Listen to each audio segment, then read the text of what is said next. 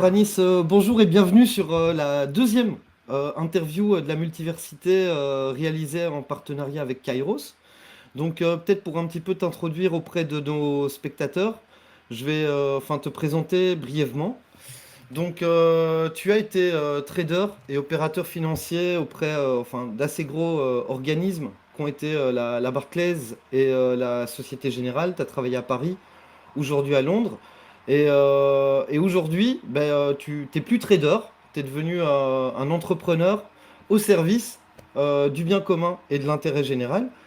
Donc j'ai pu lire ton article que je recommande vraiment vivement à tout le monde, L'antidote au chaos. On mettra le lien évidemment en bas de la vidéo. Et où c'est presque que tu réinventes l'économie. Tu traces une forme de constat un petit peu. Et peut-être pour introduire ça, je vais lire un petit passage et ensuite on peut commencer véritablement l'interview. Donc, tu dis dans cet article, pour une économie en harmonie avec l'humain et la nature, il faut reprendre le pouvoir détenu depuis trop longtemps par les plus cupides, ceux qui ne voient le monde que par le prisme du rendement financier et de l'accumulation infinie. Et en fait, je trouve dans ce passage, il y a déjà tout un programme là, c'est énorme. Et pour moi, il y a deux questions ici directement qui ouvrent pour pouvoir comprendre ton propos. C'est un, tu parles des cupides, donc un petit peu qui sont-ils, que font-ils? Et deux, surtout, reprendre le pouvoir. Donc là, la question, c'est comment on va s'y prendre? Mhm. Alors, ce qui est intéressant avec l'économie, c'est que tu peux l'attaquer par plusieurs prismes. Et là, le prisme dont tu parles, c'est plutôt le prisme des caractères humains. Donc, et des fois, je prends le prisme du temps, qui permet justement de bien comprendre Giovanni. Je sais que c'est en direct, etc. Mais j'aime pas me voir. J'aime bien regarder à qui je parle. Donc, ouais, c'est pas grave. Merci, Ok, merci de revenir. donc, Maintenant, on est humain et je vais pas me parler à moi-même, des- tu vois. Je sais que c'est plus sympa pour YouTube, mais j'y arrive vraiment pas par humilité ou je sais pas. Euh, ok, comme tu donc veux, j'aime bien Anis, comme regarder tu la veux. personne à qui je parle, c'est parfait comme ça. Et donc, ce qui est intéressant justement quand tu regardes avec le prisme humain, c'est que tu te rends compte que, en schématisant, parce qu'on est un peu de tout cela, c'est qu'il y a quatre types de caractères humains dans l'économie. Et celui dont tu parles et qui est le plus dangereux, c'est les cupides. Eux sont dans la recherche de l'accumulation infinie. C'est que si on va vraiment loin et qu'on veut un peu faire de la psychanalyse, ils sont dans la peur de la mort, mais une peur, c'est pas vraiment une peur, c'est plutôt une défiance. Ils défient la mort. C'est-à-dire que pour eux, n'acceptent pas la mort. Ils cherchent à accumuler l'infini d'argent. Et comme l'argent, c'est du temps, en fait, ils accumulent une infinie de temps. Et quand ils vont être dans cette puissance de l'argent tout infini, ils vont être dans euh, la- la- la- euh, l'impression d'être immortel et d'être éternel. Et pour les plus durs d'entre eux, parce qu'il y a des soft cupides et des hard cupides, pour les plus durs d'entre eux, en fait, Il y a ils sont 50 que, nuances de Cupide. voilà, mais il n'y en a que quelques-uns, et je pense qu'ils sont dans la défiance à se dire je vais être Dieu à la place de Dieu. Et je ne sais pas si je l'explique dans cet article, mais je l'explique ailleurs et dans plusieurs vidéos, c'est que en fait, leur outil principal est l'usure, c'est-à-dire le fait de pouvoir accumuler des intérêts et tout ce qu'on appelle compounding interest, c'est-à-dire des intérêts composés. Mhm. Parce que ça, en fait, on commence tout doucement, comme Warren Buffett, et à la fin, boum. Bon, ça peut être maintenant, c'est ce qui Ça est pas part en bon, c'est exponentiel. un exponentiel, ça devient l'infini. Donc, ce qui est intéressant là, de nos jours, c'est que même les actions qui, pour moi, sont quelque chose de bien à l'origine, ont été justement perverties par la dette à intérêt. Et que principalement, quand on fait du levier ou quand on achète des actions, principalement, on le fait par du levier et donc par de la dette. Et donc, les dividendes, justement, participent justement à cette accumulation infinie. Et ces gens-là, en fait, ont trouvé l'outil moderne donc, et qui a été sophistiqué de plus en plus jusqu'à aujourd'hui. Il est encore sophistiqué avec l'action des banques centrales. Et les cupides, comment ils vont atteindre l'accumulation d'argent infinie? Par l'équation, le temps c'est de l'argent, et si j'en ai une infinie, alors je suis éternel. C'est justement par cette idée de dette avec intérêt.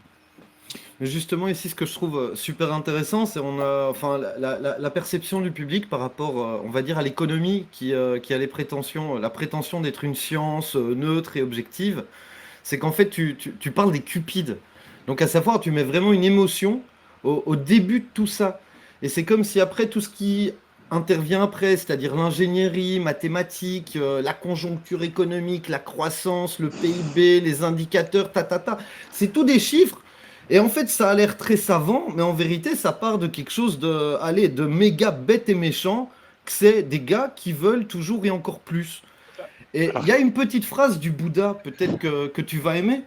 C'est donc dans un de ses, dans une de ses citations, il dit euh, les gars habités par Tanya, à savoir la soif, l'avidité, ces gars-là, même une pluie d'or ne pourra jamais les satisfaire. Et pour moi, ça pose le cadre direct de comment ça se passe. C'est-à-dire le programme, c'est nous, on va toujours se démerder pour avoir encore plus. alors, Et la question, c'est comment, à un moment, ça va se calmer, cette histoire. Parce que, comme tu dis, ça va vers l'infini. Et si ça va vers l'infini, ça a un impact où on va vers le totalitarisme. Parce que les gars, vu qu'ils veulent toujours plus, ils doivent toujours contrôler plus. Et du coup, allez, il se passe dans la vie des choses de dingue, quoi. oula. Là, tu vas me lancer dans tout un programme. Non, alors, Ah, dans ma culture room aussi, il y a ça. On 5 pourrait leur, minutes. ouais, on pourrait leur donner une montagne d'or et ils en voudront quand même une deuxième. Ça sert Ils à en rien, veulent en fait.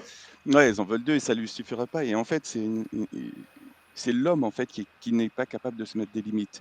Et ce dont tu as parlé, justement, c'est pour ça que je déteste la science économique, c'est qu'elle n'est que dans le chiffre, que dans la quantité et jamais dans la qualité. Alors, il y a une autre façon de le voir aussi, et ça, c'est René Guénon qui l'avance, etc., dans ses écrits, et que moi, j'ai Dans le aussi. règne de la quantité, j'imagine. Voilà, mais moi, je l'ai trouvé tout seul. C'est après qu'on m'a dit: «Ah, tu reprends les idées de René Guénon», bah, c'est très bien. Mhm. C'est que, justement, on est dans une dictature du chiffre et on l'a vu pendant le Covid. On a essayé d'écrire le monde ou de représenter le monde à partir de 3 données, le nombre de lits, le nombre de je sais pas quoi, et cetera. Contamination, Ouais, leur truc, j'ai même hospitalisation, plus envie de m'en décès. rappeler. Voilà, j'ai même plus envie de m'en rappeler tellement que c'est débile et on voyait pas l'humain, la souffrance de l'humain, qui était des adolescents qui étaient dans leur chambre enfermés, des petits enfants qui ne pouvaient pas voir justement le sourire des adultes, etc. Donc en fait, on a été que dans le qualitatif. Et alors pourquoi là, tu vas m'emmener vers deux choses. Alors c'est un peu philosophique ce qu'on va te dire, on va s'éloigner un peu de l'économie, mais il faut que je le dise. C'est que si on représentait la connaissance ou l'outil qui nous permet d'atteindre la connaissance par une allégorie qui est celle de la lumière, c'est-à-dire que le scientifique, celui qui est dans la science profane, il va fonder justement sa connaissance d'abord par la vue, c'est-à-dire la perception des choses matérielles. Mhm. En fait, lui va construire justement son expérience sur une perception matérielle, etc. Il va faire des expériences et petit à petit, il va créer des lois, il va vérifier ces lois, il va les imposer comme une loi, etc. Et là, on va vers la connaissance profane et matérielle. Et donc, et quantitative, tout est quantifiable. Et c'est ça, en fait, on est plongé dans ce monde-là, qui est le monde cartésien, le monde scientifique. On l'a vu pendant le Covid. C'était le scientisme à tout va. C'est-à-dire que ceux qui étaient intelligents, ceux qui savaient les décisions qu'il fallait prendre, Mhm. ceux qui avaient des doctorats, ceux qui avaient fait l'ENA, ceux qui décidaient à notre place. Alors Les que c'était, experts. alors que maintenant, on en est, je crois, tous convaincus, c'est le plus idiot qui existe. Ok, pas tous, hein, mais en général. Pourquoi? Parce qu'il y a une lumière qui mène à la connaissance qui est encore plus forte que celle qui est la connaissance profane, qui est la connaissance de l'imperceptible, de l'invisible, de l'infini, infiniment petit ou infiniment grand. Et ça, c'est quoi? Pour aller dans le concret, c'est avoir la perception du cœur. C'est le cœur qui voit à ce moment-là et ce ne sont pas les yeux. Et on revient à Pascal, à Mais ça, c'est une hérésie, Saint-Exupéry. justement, du point de vue économique, là. C'est Ah mettre non, ils n'y croient pas. l'intelligence Pour eux, économique. ben, c'est comme avec le Covid. En fait, ça révèle les mêmes choses. C'est qu'on ne croit qu'en une seule lumière, celle qui amène à la connaissance profane et matérielle. Et Mhm. jamais on va écouter la connaissance du cœur, celle de Pascal et celle, j'arrive pas à le dire parce que je suis dyslexique, Saint-Exupéry. Ah, désolé. Saint-Exupéry. Voilà. Oh, je suis dyslexique. Pardon. Et donc, c'est avec le petit prince qui dit on voit mal avec les yeux, on voit bien qu'avec le cœur. Et Mhm. pareil avec Pascal qui dit, il dit la foi a ses raisons que la raison n'a pas, Mhm. justement. Et de quelle raison il parle? Il parle de la raison du cœur, c'est-à-dire percevoir l'amour, la bienveillance, le partage, la générosité, toutes ces choses qui sont pas perceptibles comme ça et qui sont infinies et qui Mhm. sont pour ceux qui croient en un être supérieur et éternel, qui sont de l'ordre de la foi, tu vois. Mhm. Mais Et qui voilà, sont inquantifiables en fait. elles sont inquantifiables souvent. On est alors, Guénon parle de la qualité, mais en fait, c'est aussi l'inquantifiable, c'est-à-dire que c'est ou imperceptible, invisible. Et donc, la science économique, elle, elle est plongée dans ce monde matériel et quantifiable qui est celle de la connaissance profane. Et c'est pour ça, Mhm. quand moi j'ai écrit l'antidote au chaos, une économiste avec qui j'ai beaucoup d'échanges et qui me suit, etc., elle me dit, moi, c'est pas de la science, ça. Je ne peux pas fonder un cours sur des choses comme ça. Tu vois, moi, je fais une opposition entre, on en parlait juste avant qu'on commence, entre, et c'est toi d'ailleurs qui as vu cette polarité entre le cupide et l'altruiste, le généreux, tu vois, entre celui qui est avare, qui a peur, qui lui aussi cherche à accumuler, mais par peur de la mort, pas pour la défier. Et lui, Mhm. il est en opposition à celui qui est confiant, qui Mhm. fait tourner son argent dans l'économie par confiance, etc., qui veut faire du commerce, alors que le généreux est plutôt dans le don, dans le partage et que le cupide, lui, est dans l'accumulation infinie. Lui aussi, il fait circuler son argent, mais d'une Mhm. façon un peu dangereuse, parce qu'à la fin des cycles économiques, eh ben, l'argent circule de plus en plus. Donc voilà, ça c'est vraiment intéressant dans ce que tu dis, c'est ce côté quantifiable, inquantifiable, visible, invisible, connaissance profane, connaissance mathématique, connaissance Mhm. économique, la pseudo-science économique. Mais c'est ici que, enfin moi ce que ça m'évoque justement, c'est, enfin le monde de, enfin de l'économisme, hein, vraiment comme une, enfin une idéologie, presque une religion comme ça, séculaire, profane, matérialiste, rationaliste, calculante, etc. C'est, enfin je sais pas si tu vois la Matrix, mais quand tu la vois vraiment, c'est des lignes de code, tu vois. Et moi je me dis, en fait j'ai l'impression qu'on vit dans ce monde-là, mais c'est pas des lignes de code, c'est des tableaux Excel avec des coûts et des profits. Et c'est toute la réalité, c'est ça, c'est un grand tableau Excel pour ces gens-là, avec des coûts et des profits, tant pour le règne minéral, les ressources, les matières premières, le végétal, l'animal, et aujourd'hui l'humain. Et où, vu que c'est quantifiable, il faut contrôler les chiffres. Et c'est moi ma question, c'est un petit peu justement par rapport à ça, si ça, je crois, on se rend compte, c'est pas ce qui fait la vie. C'est juste une manière d'enfermer la vie, comme tu le dis, sous une lumière de scientifique, comme dans un laboratoire, en fait, où on est des petits rats. Et, et comment on sort du laboratoire? Et du coup, si d'un point de vue de cette religion dominante, le culte de la croissance, de l'argent et l'économisme, c'est, ce serait quoi cette monnaie, justement, souveraine, cette monnaie vivante en fait, qui raconterait notre vie, en fait. C'est-à-dire, c'est un peu ça. Et là, il y a un chantier, j'ai l'impression, qui est énorme et qui est aussi ouvert à l'infini. Parce que je ne sais pas si on mettra tout le monde d'accord, mais par contre, on est déjà tous d'accord qu'il faut autre chose. Alors, avant de commencer, parce que je ne peux pas m'empêcher de faire une petite digression. Donc, j'étais chez moi là il y a pas longtemps et j'en parle souvent en plus parce que c'est pas la première fois que ça arrive. Ma mère a fait un bon plat. Elle me dit mais non, mais on va pas manger tout ça tous les deux comme des rats ici. Tiens, elle m'a fait un beau plat, elle m'a dit emmène-le chez la voisine. Donc je l'ai emmené chez la voisine. Je pense qu'elle a adoré parce que c'est très très bon. Et derrière, elle nous a gentiment, on lui a rien demandé, elle nous a ramené des figues délicieuses, des super figues. Et en fait, ce qui est marrant, j'ai réfléchi, mais ça m'arrive souvent, j'en parle souvent de ça, c'est qu'il y a eu, en termes de PIB, zéro euro de créé là. Et donc je me suis dit, mais en fait, le PIB là, il est quasiment infini. Il y a eu de l'échange, don contre don, kiff contre kiff, tu vois. Mhm, Et que ça, c'est vraiment, et que si je devrais lui donner un multiplicateur, c'est fois 700, tu vois. Derrière, si on était dans une économie euh, telle que tu l'as définie et quantifiable, etc., le plat vaut peut-être une quinzaine, vingtaine d'euros dans un restaurant. Les kermousses, là, les figues valent à peu près, je sais pas, on va dire 15 euros. C'est vrai, en Italie, j'ai acheté 15 euros le kilo. Donc, en gros, ça se vaut. Et on va dire 20 euros et 20 euros, il y a 40 euros de PIB qui s'est créé. Voilà, 40. C'est super, hein, il faut qu'il y ait justement de l'économie et des gens qui travaillent pour qu'on parce que si on ne travaillait pas, il n'y aurait plus rien. Donc là, on est plus dans un acte citoyen où les gens ont fait quelque chose. Et c'est là que tu te dis, mais il y a quelque chose qui ne va pas en fait.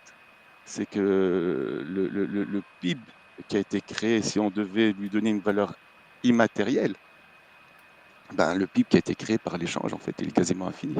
Il est là Mhm. le bonheur, tu vois. Même si faire du commerce, c'est sympa aussi. Mais il est là le bonheur, il est dans le partage, dans l'échange, dans la spontanéité. Et donc, comment se défaire, pour revenir à ta question, des cupides? En fait, chaque fois que les économistes m'embrouillent, je reviens à la base. La base, c'est que eux on crée un outil qui est justement celui de la dette avec intérêt. Mhm. Ok. Et c'est quoi cet outil? Justement, c'est qu'ils ont fait en sorte, petit à petit, mais c'est vraiment démoniaque, hein, ingénieux, tu vois. Et c'est pas un mec qui l'a décidé il y a 8 siècles, c'est petit à petit. C'est-à-dire qu'on a libéré l'interdit de l'usure, qui a été interdit par les religions, par les anciens philosophes, par toutes, justement, ces sociétés anciennes, parce qu'ils savaient le mal que ça pouvait créer. On s'en Mhm. est libéré, on est plus intelligent, on va le réguler et on va faire en sorte que ça fasse tourner l'économie. Et en fait, en faisant ça, ils ont fait en sorte que la monnaie ne soit créée quasiment que quand il y a une dette qui est émise. Mhm. Donc notre monnaie ne repose que sur la dette. Et derrière la dette, il y a quoi? Il faut pas se mentir. Les cupides n'ont pas peur de la dette. Parce que Bernard Arnault, Drahi, ils ne se sont fait que par la dette. OK? Donc ils n'ont pas peur de la dette. Mais en fait, derrière la dette, pour des gens qui sont conscients du poids de la dette, en fait, il y a la culpabilité, il y a la peur, il y a l'angoisse de ne pas pouvoir payer. Demandez à n'importe quelle famille qui n'arrive pas à joindre les deux bouts une fois qu'elle est en dette et qu'elle a des intérêts en plus à payer. Voilà, il y a de l'angoisse qui se crée. Et donc, l'idée, c'est de dire que la monnaie, premièrement, ne doit plus reposer sur la dette. Ça va être dur. Donc, il va falloir une transition. Et pour qu'elle soit plus reposée sur la dette, ce qui se pose un problème, c'est que ce qui est bien avec la dette, c'est qu'on en a parlé avec les cupides, c'est que la monnaie circule. Mhm. Parce qu'on a dit le banquier crée de la monnaie quand il y a de la dette, mais quand elle est remboursée, la dette, eh ben, elle est détruite, la monnaie. Il n'y a que les intérêts qui restent. Donc il faut créer toujours plus de dettes et la faire Mhm. circuler. Donc la dette circule, la monnaie Ouais, c'est vraiment un circule. cercle vicieux en fait. Oui, mais le problème, c'est qu'à la fin, on le voit, ça circule de plus en plus vite jusqu'à ce que les corps lâchent. Et c'est un peu ce qui s'est passé en 2019. Donc derrière, artificiellement, on a créé de la dette, pas pour circuler, pour faire tenir tous ces riches, Mhm. tous ces gens qui sont endettés, les faire tenir et faire en sorte que leur château de cartes ne s'écroule pas. Le problème, c'est que quand tu avantages trop ces gens-là, ben on les voit. Euh, qui donnent 10 millions, ça fait toute une polémique en France, etc. Et ça s'embrouille dans tous les sens. Ce qu'on ne voit pas, et c'est ça, moi, qui me fait mal au cœur, c'est qu'il y a de plus en plus de vols à l'étalage. Il y a de plus en plus de gens qui n'arrivent plus pas à joindre les deux bouts. Il y a de plus en plus de gens qui se serrent, qui mangent moins pour que leurs enfants mangent, etc. Et ça, on ne le voit pas parce que ça ne fera pas la une il y a l'inflation qui est générée, qui appauvrit, c'est un impôt sur le pauvre, justement, pour que ça Mhm. tienne en haut, que le château de cartes ne s'effondre pas. Et là, ce qu'on crée, on crée le chaos. Et l'idée, c'est de dire, mais c'est quoi l'antidote au chaos? Et c'est ça, en fait, c'est cette monnaie fondante, pour moi, c'est cette monnaie fondante qui dit que la monnaie, elle est en quantité limitée, émise, et que chaque année, on doit en créer, il n'y a pas de problème, qu'on donne à l'État pour justement le remercier en quantité limitée, c'est-à-dire à 3%. Ça doit être écrit dans un protocole citoyen, ça doit être Oui. dans le marbre, ça doit être... Et avec Parce un que sinon, État qui est obligé de gérer ça en bon père de famille et avec un contrôle citoyen. un C'est-à-dire si contrôle c'est citoyen, ah oui, sinon l'État c'est comme mort, il est maintenant, c'est dead. C'est-à-dire c'est il faut dead. aussi un changement C'est d'ordre ça qu'ils comprennent politique. pas les gens, justement. On en parlera peut-être lors de notre réunion en fin septembre. C'est ça qu'ils comprennent pas, c'est qu'à un moment, les gens qui nous gouvernent sont à notre image. On peut ne pas l'accepter, nous, ceux qui sont un peu dissidents du système. Mais quand je vois dans les familles, avec les gens avec qui tu discutes, ici dans le bureau, je suis désolé, c'est tous. Bon, ici, c'est pas Macron, c'est un autre gars, mais en France, c'est Macron, etc. Il y a beaucoup qui Oui. sont justement. C'est la même famille. Ouais, ouais, c'est en gros, mais qu'est-ce que tu veux Sunak. faire? On peut rien faire. Ils sont plus intelligents que nous, ils mènent bien le pays. Regarde, est-ce qu'on manque de quelque chose? Et en fait, c'est ça, il faut être vraiment se retrouver dans la merde dans ce monde pour être dissident. Et ça sera trop tard si on est tous dans la merde. Tu vois? Mhm. Là, il faut justement qu'il y ait des gens qui soient éveillés et qui se battent justement pour que ceux qui sont à la tête de l'État soient à notre image. Et s'ils Mhm. sont à notre image, on écrit dans le marbre les lois de la monnaie et personne. Ni un Napoléon, ni un Sarkozy, ni un Macron peut la changer sans C'est ça. l'accord du peuple en entier. Mhm. Et, Des et- et nouvelles tables de la loi presque. voilà. Donc cette monnaie sera en quantité, créée en monnaie en quantité limitée chaque année. Hop, on la donne à l'État ou on se la partage en dividendes sociales. Je m'en fous en fait. Et c'est surtout pour que la pousser, lui donner un coup de fouet pour qu'elle circule. Eh ben, on va dire aux avares, ben, si vous accumulez trop, au-delà d'un coussin de sécurité qui est à définir ensemble, eh Mhm. ben, on va vous prendre un peu de votre euh, excès de richesse accumulé, qui est la taxe de la monnaie fondante, qui est à peu près autour de, moi je la définis autour de 2,6% sur une année Mhm. solaire. Et donc, et qu'est-ce que ça fait ça? Ça rapporterait 70 milliards d'un côté à l'État, les 2,6, et si on refait encore 2,6 ou 3, c'est pareil, c'est encore 70 milliards, ça fait 140 milliards. C'est quasiment la moitié, ou entre le tiers et la moitié, ça dépend si l'État est bien géré ou pas. En ce moment, c'est le tiers, parce que l'État est super mal géré et que le coût de la dette, justement, la charge de la dette est à Et 50 en sciemment. France.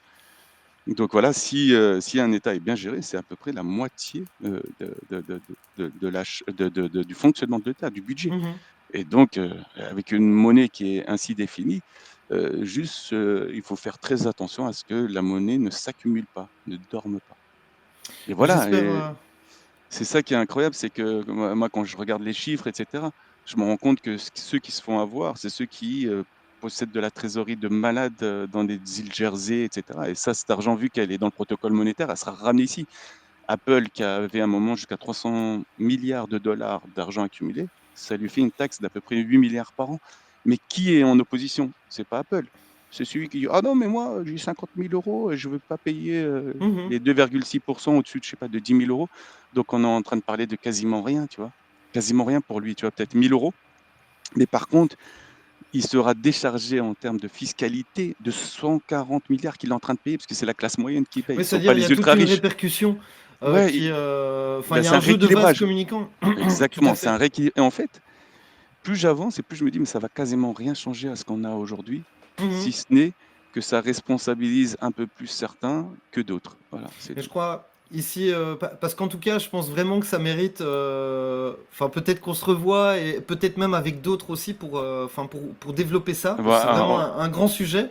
On refait la fiscalité en fait. bon, on se revoit fin septembre. C'est ça, Voilà, de toute façon, il y a beaucoup de ça se Belges fera qui nous là-bas. suivent et il y a beaucoup de gens du nord de la France. Donc, même à Voilà, donc Valenciennes, tout ça. multiversité populaire. Bah, il y aura aussi le lien en dessous, ainsi que le lien de l'antidote au chaos. Et C'est à côté de Charleroi, c'est ça? ouais, c'est ça, c'est juste en dessous de Charleroi. Et Ok. ben, je crois que ça va être un week-end super, justement. On pourra travailler vraiment ensemble. Donc, on pourra travailler avec toi, Yann Tichit et tes autres camarades de Prenez Place, mais aussi enfin, sur l'éducation, sur la gouvernance, sur l'agriculture, l'alimentation, la santé. Enfin, voilà, ça va vraiment être un super week-end. En tout cas, merci beaucoup, Anis, d'avoir accepté notre invitation. Je crois que maintenant, tu as des devoirs familiaux qui Ouais. t'appellent. C'est pour ça qu'on a été un peu rapide. Il faut leur dire aux C'est gens ce ça, qu'ils là. vont dire. On T'as est eu en le temps? speed.